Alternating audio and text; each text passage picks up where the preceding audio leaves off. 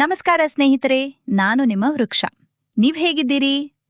ನಮ್ಮ ಕರ್ನಾಟಕದ ರೈತರಿಗೆ ಜಲಚರ ಸಾಕಣೆಯಲ್ಲಿ ಲಾಭ ತಂದುಕೊಡಬಲ್ಲ ಮತ್ತೊಂದು ಮೀನಿನ ಸಾಕಣೆಯ ವಿವರಕ್ಕೆ ನಿಮಗೆ ಸ್ವಾಗತ.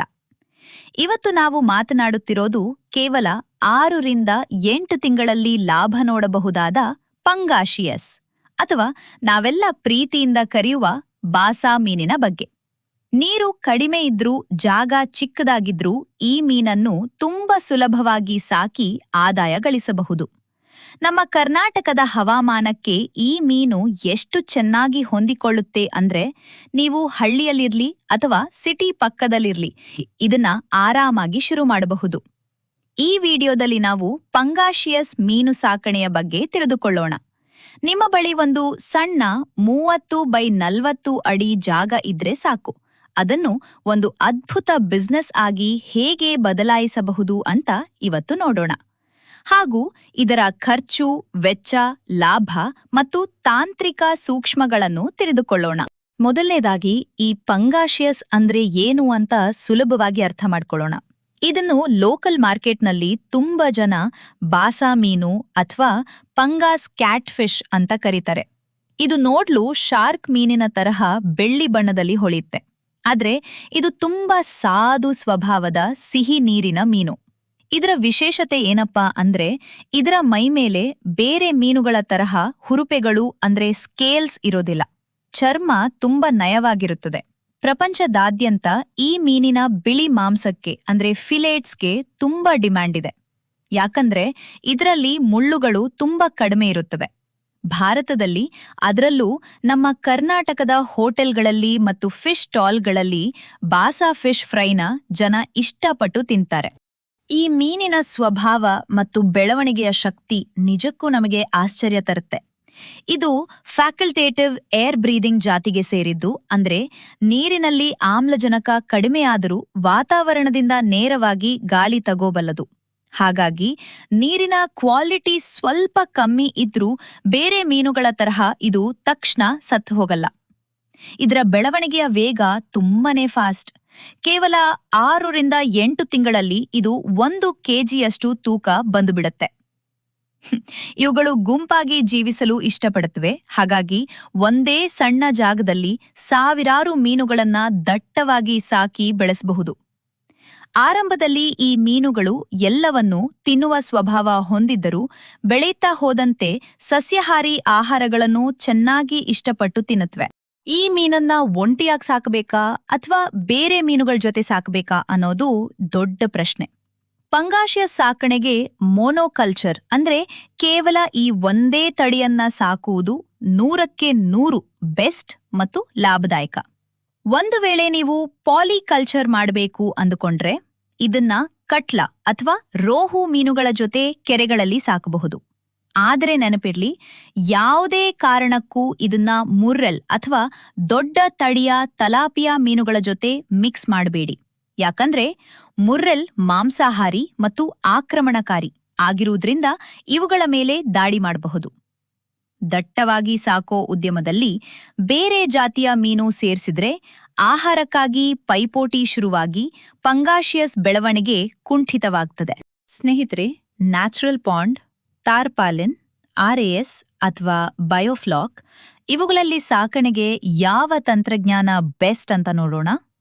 ನಿಮ್ಮ ಹತ್ತಿರ ದೊಡ್ಡ ಜಾಗ ಮತ್ತು ಮಣ್ಣಿನ ಕೆರೆ ಇದ್ದರೆ ಅದುವೇ ಅತ್ಯಂತ ಕಡಿಮೆ ಖರ್ಚಿನ ಮತ್ತು ಬೆಸ್ಟ್ ವಿಧಾನ. ಆದರೆ ನಿಮ್ಮ ಬಳಿ ಜಾಗ ಕಡಿಮೆ ಇದ್ದು ಕಮರ್ಷಿಯಲ್ ಆಗಿ ಮಾಡಬೇಕು ಅಂದ್ರೆ ಬಯೋಫ್ಲಾಕ್ ತಂತ್ರಜ್ಞಾನ ಅದ್ಭುತವಾಗಿ ವರ್ಕೌಟ್ ಆಗುತ್ತೆ. ಬಯೋಫ್ಲಾಕ್ನಲ್ಲಿ ಬ್ಯಾಕ್ಟೀರಿಯಾಗಳು ಮೀನಿನ ಮಲವನ್ನೇ ಹೈ ಪ್ರೋಟೀನ್ ಆಹಾರವಾಗಿ ಬದಲಾಯಿಸುವುದರಿಂದ ಆಹಾರದ ವೆಚ್ಚ ಉಳಿಯುತ್ತೆ. ಟಾರ್ಪಾಲಿನ್ ಪಂಡ್ಗಳು ಬಿಗಿನರ್ಸ್ ಮತ್ತು ಹವ್ಯಾಸಿ ಸಾಕಣೆಗೆ ತುಂಬಾ ಸುಲಭ ಮತ್ತು ಖರ್ಚು ಕಡಿಮೆ. ಇನ್ನು RAS ತಂತ್ರಜ್ಞಾನ ತುಂಬಾ ಹೈಟೆಕ್ ಆಗಿದ್ದು ಅದಕ್ಕೆ ಕರೆಂಟ್ ಮತ್ತು ದೊಡ್ಡ ಬಂಡವಾಳದ ಅಗತ್ಯವಿರೋದ್ರಿಂದ ಸಣ್ಣ ರೈತರಿಗೆ ಅದು ಕಷ್ಟವಾಗಬಹುದು. ಈ ಮೀನಿನ ಸಂತಾನೋತ್ಪತ್ತಿ ಪ್ರಕ್ರಿಯೆ ಹೇಗೆ ಅಂತ ನೋಡೋಣ ಸ್ನೇಹಿತರೆ. ಪಂಗಾಷಿಯಸ್ ಮೀನುಗಳು ನಾವು ಸಾಕುವ ನಾರ್ಮಲ್ ಹೊಂಡಗಳಲ್ಲಿ ಅಥವಾ ಟ್ಯಾಂಕ್ಗಳ ನೀರಿನಲ್ಲಿ ತಾವಾಗಿಯೇ ಮೊಟ್ಟೆ ಇಟ್ಟು ಮರಿ ಮಾಡುವುದಿಲ್ಲ. ಇವುಗಳಿಗೆ ನೈಸರ್ಗಿಕವಾಗಿ ನದಿ ನೀರಿನ ಹರಿವು ಬೇಕು. ಹಾಗಾಗಿ ಹ್ಯಾಚರಿಗಳಲ್ಲಿ ಇವುಗಳಿಗೆ ಇಂಜೆಕ್ಷನ್ ಕೊಟ್ಟು ಕೃತಕವಾಗಿ ಮರಿ ಮಾಡಿಸಲಾಗುತ್ತದೆ. ತಿಲಾಪಿಯಾ ಮೀನಿನ ತರಹ ಇದಕ್ಕೆ ಮೋನೋಸೆಕ್ಸ್ ಅಂದ್ರೆ ಗಂಡು ಮೀನು ಮಾತ್ರ ಪ್ರತ್ಯೇಕಿಸುವ ಯಾವುದೇ ಅಗತ್ಯ ಇರುವುದಿಲ್ಲ. ಗಂಡು ಮತ್ತು ಹೆಣ್ಣು ಪಂಗಾಷಿಯಸ್ ಎರಡೂ ಕೂಡ ಸಮಾನವಾಗಿ ಮತ್ತು ಅತ್ಯಂತ ವೇಗವಾಗಿ ತೂಕ ಪಡೆದುಕೊಳ್ಳುತ್ತವೆ. ನೀವು ಮಾಡಬೇಕಾಗಿರೋದು ಇಷ್ಟೇ: ನಂಬಿಕಸ್ಥ ಹ್ಯಾಚರಿಯಿಂದ ಕೃತಕವಾಗಿ ಉತ್ಪಾದಿಸಿದ ಉತ್ತಮ ತಳಿಯ ಫಿಂಗರ್ಲಿಂಗ್ಸ್ ತಂದು ಸಾಕಬೇಕು. ಮೀನು ಚೆನ್ನಾಗಿ ಬೆಳಿಬೇಕಾದ್ರೆ ನಾವು ಕೊಡುವ ತಿನಿಸು ಅತಿ ಮುಖ್ಯ. ಪಂಗಾಷಿಯಸ್ ಮೀನಿಗೆ ಕಂಪ್ನಿಗಳ ಫ್ಲೋಟಿಂಗ್ ಪೆಲೆಟ್ ಫೀಡ್ ಅಂದ್ರೆ ನೀರಿನ ಮೇಲೆ ತೇಲುವ ಆಹಾರ ಕೊಡೋದು ಕಡ್ಡಾಯ. ಮೀನಿನ ಗಾತ್ರಕ್ಕೆ ತಕ್ಕಂತೆ 1 ಮಿಲಿಮೀಟರ್ನಿಂದ ಆರಂಭಿಸಿ 4 ಮಿಲಿಮೀಟರ್ ವರೆಗಿನ ಸೈಜ್ ಆಹಾರವನ್ನ ಹಂತ ಹಂತವಾಗಿ ಬದಲಾಯಿಸಬೇಕಾಗುತ್ತದೆ.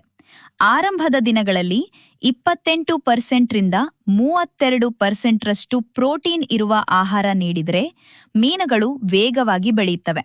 ದಿನಕ್ಕೆ 2 ಬಾರಿ ಅಂದ್ರೆ ಬೆಳಗ್ಗೆ ಮತ್ತು ಸಂಜೆ ಮೀನಿನ ಒಟ್ಟು ತೂಕದ 2% ತೂಕದ ಆಹಾರವನ್ನ ನಿಖರವಾಗಿ ನೀಡಬೇಕು. ಇದರ FCR ಅಂದ್ರೆ ಫೀಡ್ ಕನ್ವರ್ಷನ್ ರೇಷಿಯೋ ಸುಮಾರು 1.5 ಇರುತ್ತೆ. ಅಂದ್ರೆ 1.5 ಕಿಲೋಗ್ರಾಂ ಆಹಾರ ತಿಂದರೆ ಮೀನು 1 ಕಿಲೋಗ್ರಾಂ ಮಾಂಸವಾಗಿ ಬೆಳೆಯುತ್ತದೆ. ಯಾವುದೇ ಬಿಸ್ನೆಸ್ ಅಂದ್ಮೇಲೆ ಪ್ಲಸ್ ಮತ್ತು ಮೈನಸ್ ಎರಡೂ ಇರುತ್ತೆ. ಅದನ್ನ ಸರಿಯಾಗಿ ಅರ್ಥ ಮಾಡಿಕೊಳ್ಳಿ. ಈಗ ಅನುಕೂಲಗಳನ್ನು ನೋಡುವುದಾದ್ರೆ ಈ ಮೀನಿನ ರೋಗ ನಿರೋಧಕ ಶಕ್ತಿ ಅದ್ಭುತ. ಸಾವು ತುಂಬಾನೇ ಕಡಿಮೆ. ಅತಿ ಕಡಿಮೆ ಜಾಗದಲ್ಲಿ ಟನ್ಗಟ್ಟಲೆ ಇಳುವರಿ ತೆಗೆಯಬಹುದು. ಕೇವಲ 6-7 ತಿಂಗಳಲ್ಲೇ ಹಾರ್ವೆಸ್ಟಿಂಗ್ ಮುಗಿಯುವುದರಿಂದ ವರ್ಷಕ್ಕೆ 2 ಬೆಳೆ ಆರಾಮಾಗಿ ದುಡಿಯಬಹುದು. ಅನಾನುಕೂಲಗಳನ್ನು ನೋಡುವುದಾದ್ರೆ ಇದಕ್ಕೆ ಕಮರ್ಷಿಯಲ್ ಫೀಡ್ ಮಾತ್ರ ಕೊಡಬೇಕಾಗಿರೋದ್ರಿಂದ ಮೇವಿನ ಖರ್ಚು ಸ್ವಲ್ಪ ಜಾಸ್ತಿ ಇರುತ್ತೆ. ನೀರಿನ ತಾಪಮಾನ 22 ಡಿಗ್ರಿ ಸೆಲ್ಸಿಯಸ್ಗಿಂತ ತುಂಬಾ ಕಡಿಮೆಯಾದ್ರೆ ಇವುಗಳು ಆಹಾರ ತಿನ್ನುವುದನ್ನ ಕಮ್ಮಿ ಮಾಡ್ತವೆ. ಸ್ಥಳೀಯ ಮಾರ್ಕೆಟ್ನಲ್ಲಿ ಹೋಲ್ಸೇಲ್ ಆಗಿ ಮಾರುವಾಗ ಕೆಲವೊಮ್ಮೆ ಬೆಲೆಯಲ್ಲಿ ಏರಿಳಿತ ಎದುರಿಸಬೇಕಾಗಬಹುದು. ಬನ್ನಿ ಸ್ನೇಹಿತರೆ, ಈಗ ಪ್ರತಿಯೊಬ್ಬ ರೈತನಿಗೂ ಬೇಕಾಗಿರೋ ಅಸಲಿ ಲೆಕ್ಕಾಚಾರ ಅಂದ್ರೆ ಬಂಡವಾಳ ಮತ್ತು ಲಾಭದ ಕಡೆ ಕಣ್ಹಾಯಿಸೋಣ. ಒಂದು ಸಣ್ಣ ತಾರ್ಪಾಲಿನ್ ಹೊಂಡ ಅಥವಾ ಸಣ್ಣ ಹೊಂಡಕ್ಕೆ ಆರಂಭಿಕ ಸೆಟಪ್ ಮಾಡಲು ಕೇವಲ 35-45 ಸಾವಿರ ರೂಪಾಯಿ ಸಾಕಾಗುತ್ತದೆ. ಇನ್ನು ಒಂದು ಹೈ ಡೆನ್ಸಿಟಿ ಬಯೋಫ್ಲೋಕ್ ಟ್ಯಾಂಕ್ ಮಾಡಲು ಹೋದ್ರೆ ಸೆಟಪ್ ಖರ್ಚು ಮತ್ತು ಕರೆಂಟ್ ವ್ಯವಸ್ಥೆಗೆ ಸುಮಾರು 75-90 ಸಾವಿರ ಬಂಡವಾಳ ಬೇಕಾಗುತ್ತೆ. ನೀವು ನೆನಪಿಡಬೇಕಾದ ಅತಿ ದೊಡ್ಡ ಖರ್ಚು ಅಂದ್ರೆ ಅದು ಫೀಡ್ ಕಾಸ್ಟ್. ಇದು ನಿಮ್ಮ ಒಟ್ಟು ಖರ್ಚಿನ 65% ಭಾಗವನ್ನ ಆಕ್ರಮಿಸಿಕೊಳ್ಳುತ್ತೆ. ಆದ್ರೆ ಕೇವಲ 8 ತಿಂಗಳಲ್ಲಿ ತಾರ್ಪಾಲಿನ್ ಹೊಂಡದಿಂದ 900 ಕಿಲೋಗ್ರಾಂ ಹಾಗೂ ಬಯೋಫ್ಲೋಕ್ನಿಂದ ಸುಮಾರು 1300 ಕಿಲೋಗ್ರಾಂನಷ್ಟು ಭರ್ಜರಿ ಇಳುವರಿ ಸಿಗುತ್ತೆ. ಮಾರ್ಕೆಟ್ನಲ್ಲಿ ಇದು ಹೋಲ್ಸೇಲ್ ಆಗಿ 1 ಕೆಜಿಗೆ 120-140 ರೂಪಾಯಿಗೆ ಆರಾಮಾಗಿ ಮಾರಾಟವಾಗುವುದರಿಂದ ಎಲ್ಲಾ ಖರ್ಚು ಕಳೆದು ಕನಿಷ್ಠ 32-55 ಸಾವಿರದವರೆಗೆ ನಿವ್ವಳ ಲಾಭ ಉಳಿಯುತ್ತೆ. ನೀವು ಮೊದಲೇ ಲೋಕಲ್ ಮಿಲಿಟರಿ ಹೋಟೆಲ್, ಕ್ಯಾಟರಿಂಗ್ ಮತ್ತು ಮೀನು ಸ್ಟಾಲ್ಗಳ ಜೊತೆ ಟೈಅಪ್ ಮಾಡ್ಕೊಂಡ್ರೆ ಮಾರ್ಕೆಟಿಂಗ್ ಮಾಡೋದು ತುಂಬಾನೇ ಈಸಿ. ಸ್ನೇಹಿತರೆ, ಈ ಉದ್ಯಮದಲ್ಲಿ ನಾವು ಗೆಲ್ಲಬೇಕು ಅಂದ್ರೆ 100ಕ್ಕೆ 100 ಗುಣಮಟ್ಟದ ಮರಿಗಳನ್ನ ಆರಿಸಿಕೊಳ್ಳುವುದು ಅತಿ ಮುಖ್ಯ. ಮೊದಲನೇದಾಗಿ ನೀವು ನಿಮ್ಮ ಹತ್ತಿರದ ಜಿಲ್ಲೆಯ ಕರ್ನಾಟಕ ಮೀನುಗಾರಿಕೆ ಇಲಾಖೆ ಅಧಿಕಾರಿಗಳನ್ನ ಭೇಟಿ ಮಾಡಿ ಸಬ್ಸಿಡಿ ದರದಲ್ಲಿ ಮರಿಗಳನ್ನ ಬುಕ್ ಮಾಡಬಹುದು. ಇನ್ನು ದೊಡ್ಡ ಮಟ್ಟದಲ್ಲಿ ಕಮರ್ಷಿಯಲ್ ಆಗಿ ಮಾಡುವವರಿಗೆ ಆಂಧ್ರಪ್ರದೇಶದ ಏಲೂರು ಮತ್ತು ಕೃಷ್ಣಾ ಜಿಲ್ಲೆಯ ಅಧಿಕೃತ ಸರ್ಕಾರಿ ನೋಂದಾಯಿತ ಹ್ಯಾಚರಿಗಳು ಅತ್ಯಂತ ಬೆಸ್ಟ್ ಆಪ್ಷನ್. ಅಲ್ಲಿಂದ ಕರ್ನಾಟಕದ ಲೋಕಲ್ ಏಜೆಂಟ್ಗಳ ಮೂಲಕ ದೊಡ್ಡ ಆಕ್ಸಿಜನ್ ಪ್ಯಾಕಿಂಗ್ ಇರುವ ವಾಹನಗಳಲ್ಲಿ ಮರಿಗಳನ್ನ ನಿಮ್ಮ ಫಾರ್ಮ್ಗೆ ನೇರವಾಗಿ ತರಿಸಿಕೊಳ್ಳಬಹುದು. ಮರಿಗಳನ್ನ ಖರೀದಿಸುವಾಗ ಕನಿಷ್ಠ 2.5-3 ಇಂಚು ಗಾತ್ರದ ಅಂದ್ರೆ 6-10 ಗ್ರಾಂ ತೂಕ ಇರುವ ಆಕ್ಟಿವ್ ಫಿಂಗರ್ಲಿಂಗ್ಸ್ ಮಾತ್ರ ಸೆಲೆಕ್ಟ್ ಮಾಡಿ. ತುಂಬಾ ಸಣ್ಣ ಸೈಜ್ ಮರಿಗಳನ್ನ ತಂದ್ರೆ ಆರಂಭದ ದಿನಗಳಲ್ಲೇ ಸಾವು ಹೆಚ್ಚಾಗಿ ನಿಮ್ಗೆ ನಷ್ಟವಾಗುವ ಸಾಧ್ಯತೆ ಇರುತ್ತದೆ. ಮರಿಗಳನ್ನ ಹೊಂಡಕ್ಕೆ ಬಿಡುವ ಮುನ್ನ ವಾಟರ್ ಅಕ್ಲಿಮಟೈಸೇಷನ್ ಅಂದ್ರೆ ನೀರಿನ ತಾಪಮಾನ ಹೊಂದಿಸುವುದು ಮಾಡುವುದನ್ನ ಯಾವುದೇ ಕಾರಣಕ್ಕೂ ಮರೆಯಬೇಡಿ. ನಿಮ್ಮ ಬಳಿ ಇರುವ 30x40 ಚದರ ಅಡಿ ಜಾಗದಲ್ಲಿ 4 ಅಡಿ ನೀರಿನ ಆಳವನ್ನು ಕಾಪಾಡಿಕೊಂಡ್ರೆ ಏರೇಟರ್ ಇದ್ದಾಗ ಸರಿ ಸುಮಾರಾಗಿ ಸ್ಟಾಕಿಂಗ್ ಸಾಮರ್ಥ್ಯ ಅಂದ್ರೆ ನೀವು ಚದರ ಅಡಿಗೆ 1ರಿಂದ 1.2 ಮೀನಿನಂತೆ ಒಟ್ಟು 1200ರಿಂದ 1500 ಫಿಂಗರ್ಲಿಂಗ್ಸ್ ಹಾಕ್ಬೋದು. ಈಗ ಏರೇಟರ್ ಜೊತೆಗಿನ ನಿರ್ವಹಣೆ ಹೇಗೆ ಅಂತ ನೋಡೋಣ. ಏರೇಟರ್ ದಿನಕ್ಕೆ ಕನಿಷ್ಠ 10ರಿಂದ 12 ಗಂಟೆಗಳ ಕಾಲ ಓಡಬೇಕು, ಮುಖ್ಯವಾಗಿ ರಾತ್ರಿ ವೇಳೆ. ಇದು ನೀರಿನಲ್ಲಿ ಕರಗಿದ ಆಮ್ಲಜನಕದ ಮಟ್ಟವನ್ನು 4 ಮಿಲಿಗ್ರಾಂ ಪ್ರತಿ ಲೀಟರ್ಗಿಂತ ಹೆಚ್ಚಿಡುತ್ತದೆ. ಇದರಿಂದ ಮೀನುಗಳು ಸಿಕ್ಕಾಪಟ್ಟೆ ವೇಗವಾಗಿ ಬೆಳೆಯುತ್ತವೆ. ಇನ್ನ ಇಳುವರಿ ನೋಡುವುದಾದ್ರೆ 8 ತಿಂಗಳಿಗೆ ನಿಮಗೆ ಸುಮಾರು 1.2ರಿಂದ 1.4 ಟನ್ ತೂಕದ ಇಳುವರಿ ಸಿಗುತ್ತದೆ. ಈಗ ಏರೇಟರ್ ಇಲ್ದಿದ್ದಾಗ ನಿರ್ವಹಣೆ ಹೇಗೆ ಅಂತ ನೋಡೋಣ. ನೀವು ಸುಮಾರಾಗಿ ಸ್ಟಾಕಿಂಗ್ ಸಾಮರ್ಥ್ಯವನ್ನ ಸುರಕ್ಷತೆಯ ದೃಷ್ಟಿಯಿಂದ ಅರ್ಧಕ್ಕೆ ಇಳಿಸಬೇಕು. ಕೇವಲ 500ರಿಂದ 600 ಮೀನುಗಳನ್ನ ಮಾತ್ರ ಸ್ಟಾಕ್ ಮಾಡಬೇಕು. ಪಂಗಾಷಿಯಸ್ ಮೀನು ಗಾಳಿಯಿಂದ ನೇರವಾಗಿ ಉಸಿರಾಡಬಲ್ಲದಾದರೂ ಏರೇಟರ್ ಇಲ್ಲದಿದ್ದರೆ ನೀರು ಬೇಗನೆ ಕಲುಷಿತಗೊಂಡು ಅಮೋನಿಯಾ ಹೆಚ್ಚಾಗುತ್ತದೆ.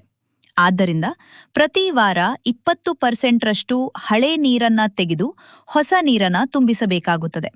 ಇಳುವರಿ ನೋಡುವುದಾದರೆ ಇಲ್ಲಿ ಮೀನುಗಳ ಬೆಳವಣಿಗೆ ಸ್ವಲ್ಪ ನಿಧಾನವಾಗಬಹುದು. 8 ತಿಂಗಳಿಗೆ ಒಟ್ಟು 450ರಿಂದ 500 ಕಿಲೋಗ್ರಾಂ ಇಳುವರಿ ಮಾತ್ರ ನಿರೀಕ್ಷಿಸಬಹುದು. ಕೊನೆಯದಾಗಿ ಹೇಳೋದಾದ್ರೆ ಸ್ನೇಹಿತರೆ, ಪಂಗಾಷಿಯಸ್ ಮೀನು ಸಾಕಣೆ ಅನ್ನೋದು ಇವತ್ತಿನ ದಿನಗಳಲ್ಲಿ ಅತ್ಯಂತ ಸುಲಭ ಮತ್ತು ಭರವಸೆಯ ಸ್ವಯಂ ಉದ್ಯೋಗ.